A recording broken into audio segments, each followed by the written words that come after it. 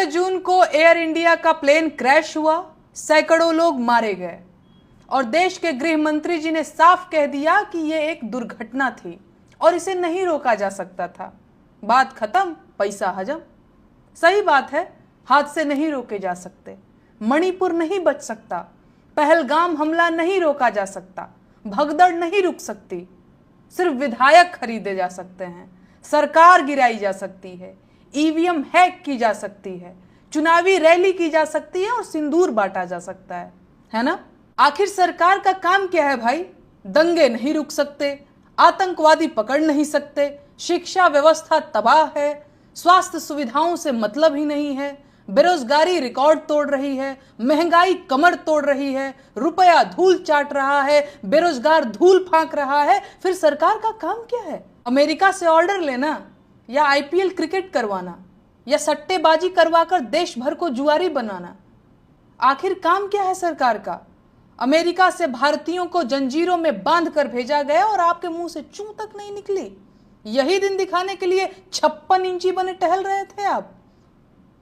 कभी हम चीन से आगे निकलने की होड़ में थे, अमेरिका को तपाक से जवाब दे दिया करते थे। आज पाकिस्तान आंख दिखा रहा है और अमेरिका ऑर्डर दे रहा है। शर्म नहीं आ रही है? सैकड़ों देशवासी जिंदा जल गए और इन्हें अलग अलग एंगल से फोटो खिंचवाना है और पोज मारना है।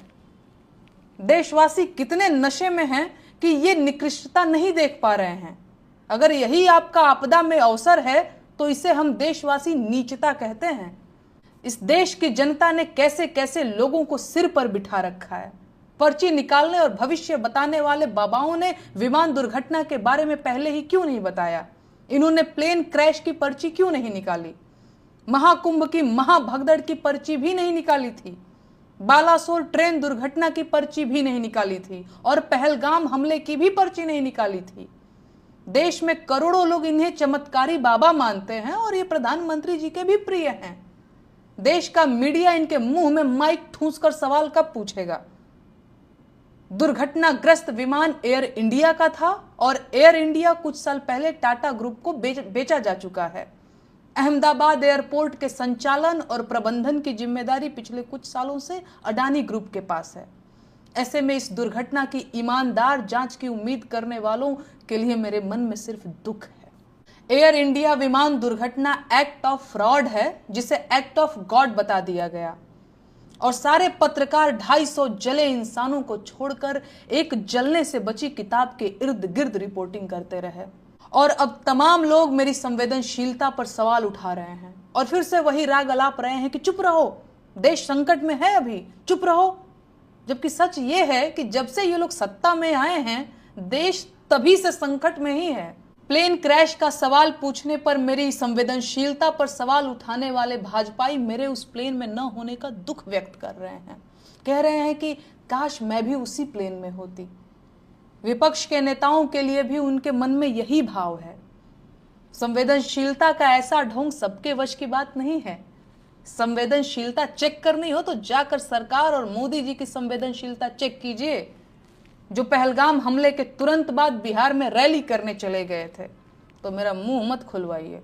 ये आपके चुप रहने का ही परिणाम है कि सरकार ने लोगों को भगवान भरोसे छोड़ दिया है। जाइए पकड़िए कॉलर सरकार का और हिसाब मांगिए।